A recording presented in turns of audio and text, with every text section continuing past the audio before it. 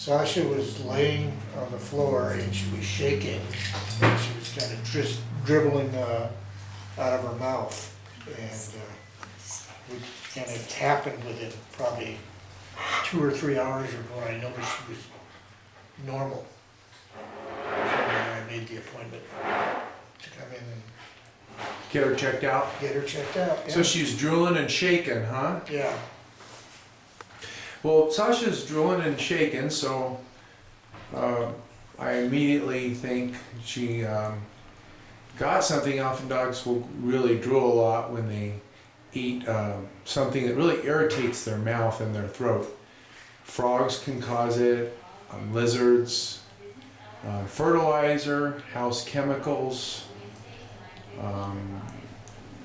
oils, anything might make them get sick. So we look at her mouth really good for blisters and redness, and let's look at her mouth. Maybe not so much. There we go. So we look around in the back to see if there's anything, and sometimes dogs will drool and get a bone stuck in the back of her throat. And she didn't do that, did you, Sash? But as I looked around, I looked down, and she's got a big fluid swelling right here. If you look from the side, Sasha, you'll see that she's got a big swollen area down here. Well, that can be caused from a bug bite or snake bite, and it may have caused her to react and drool and pant and shake. This area, what she could have had done back there where she has all that loose fluid, see that loose fluid? Could you do that one more time? That's nice. I like playing that. Do it again. That's wonderful. But anyway, it shows you all the loose fluid, and that's from some kind of bite or allergic reaction. So we gave her some cortisone and some antibiotics. Could be a snake bite, but if it's a snake bite, it's not causing very bad symptoms. So we think either it's a snake that doesn't have very much venom or just a bug bite. And so we used cortisones and antibiotics, and she's going to go home on both.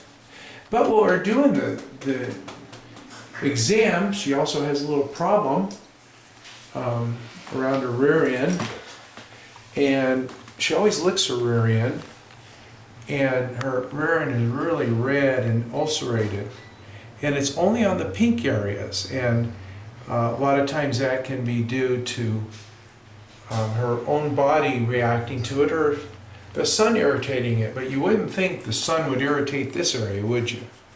So maybe her own body is reacting to her tissue, and sometimes that happens around the mouth or the eyes or even the anus.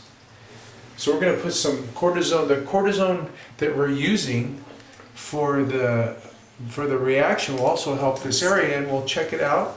And if it gets worse, we might even have to take a piece of tissue and send it in to see what happens. I mean, to see what's causing this really red, irritated, raw anus.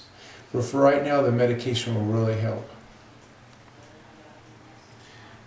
Looks kind of like an owl. Okay, Sasha, thanks a lot. You're welcome. You're welcome. Isn't that's so embarrassing. You ever see your dog have a swelling like that around its muzzle and face, its neck, or its chest? It could be an allergic reaction to a tick bite. It can be allergic reaction to a bee sting. It could be due to a snake bite. However, if they have a snake bite, they're very, very sick. Dogs that drool and vomit or shake can also have ingested like snail bait, or even strychnine, or just be sick from something they ate. But if they sometimes dogs will vomit if they've licked something that's very irritating, like a cleaning solution or some kind of fertilizer, or they eat a frog or a lizard, will make them throw up. So you can always give a dog, they're very tolerant of antihistamines, so you can use Benadryl, you can use Zyrtec, Claritin, or Allegra, and you can look at my website dogdishdiet.com, and it'll show those.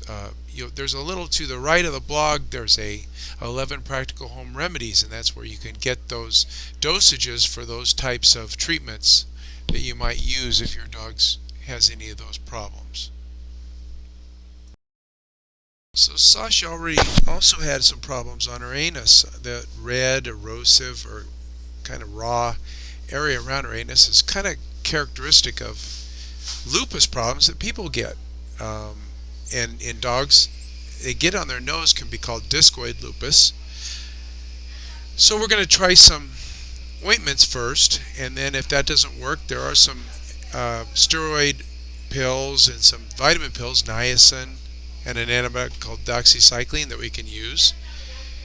And that might help it also. But before we go to chronic everyday medications for the rest of our life, I mentioned to him that he should try some hypoallergenic diets. Halo Pets makes a great spot stew and other hypoallergenic diets for dogs.